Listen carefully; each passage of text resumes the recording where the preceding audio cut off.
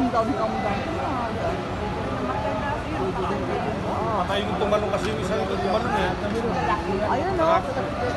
Kasi doon sa school, di niya nakayanan yung usap. Baka...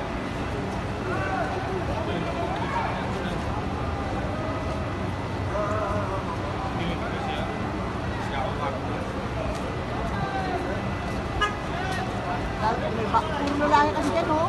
Ako mo dito ba yan? Hindi.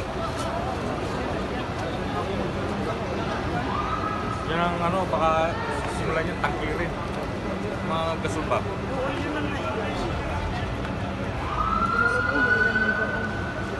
Allah.